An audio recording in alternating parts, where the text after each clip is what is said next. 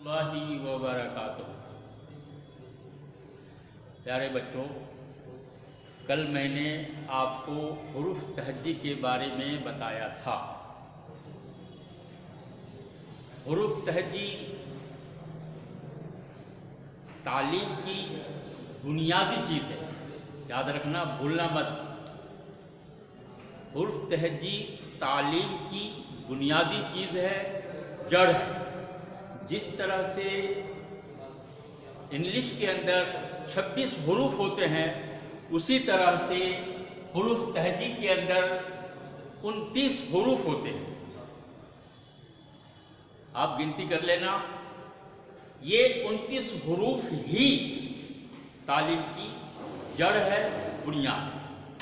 اب ہمیں اس کے اندر کچھ معلومات حاصل کرنی ہے۔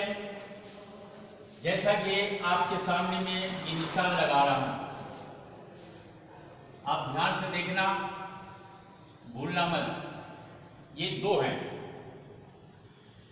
اس کے اندر ہے مین چیز، اصلی جو کرامات ہے وہ ہے نقطے کا۔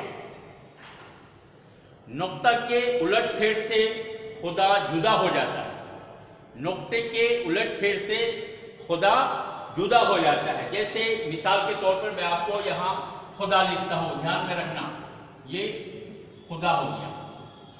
اور یہی نقطہ اگر ہم نیچے لگا دیتے ہیں یہاں، تو یہ جدا ہو گیا نا۔ تو اب میں تھوڑا سا آپ کو تفصیل کے ساتھ بتانا چاہتا ہوں کہ نقطہ کیا ہے۔ نقطہ ایک تو اوپر ہوتا ہے، ایک نقطہ نیچے ہوتا ہے۔ کبھی ایک نقطہ لگتا ہے، کبھی دو نقطہ لگتا ہے، اور کبھی 3 نقطہ لگتا ہے۔ ایک بات اور میں بتاتا ہوں، یہ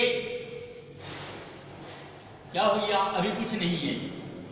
اب اس کے اوپر ایک نقطہ لگا دیا تو یہ با ہو گیا، اور یہی نقطہ کو مٹا کر اوپر لگا دیں گے، ایک کی جگہ میں 2 لگا دیں گے تو یہ تا ہو جائے گا۔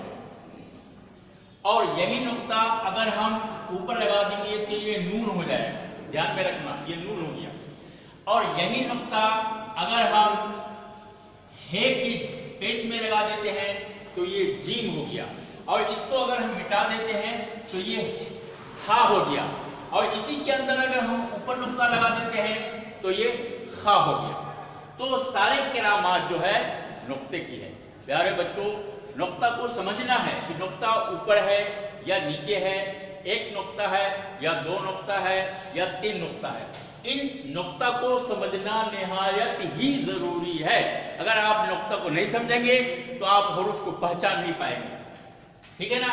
جس طرح سے یہ کیا ہے، تا، ابھی تک تو یہ تا ہے، اور اس کے اوپر یہ نقطہ لگا دیا تو یہ زا ہو گیا، حروف بدل گیا، حروف بدل گیا۔ تو پیارے بچوں، نقطہ کو ہم جب تک کہ نہیں پہچانیں گے، ہم اپنی پڑھائی لکھائی کو آگے نہیں بڑھا سکتے۔ اور نقطہ ہی سب سے کرامات کی چیز ہے، نقطہ کے بنا حروف بنتا ہی نہیں ہے، اور سارے کرامات جتنے بھی ہیں وہ سب صرف نقطہ ہی سے۔ تو پیارے بچوں، ہم آپ کو ایک چیز اور بتانا چاہتے ہیں۔ یہ الف سے لے کر یا تک کے جو حروف ہیں، یہ حروف تہجی کہلاتا ہے۔ آپ کو پتا ہے حروف تہجی ہے، لیکن ان حروف کو کیا کہتے ہیں؟ منفرد۔ 2 حروف ہوتے ہیں، ایک منفرد اور ایک مرکب۔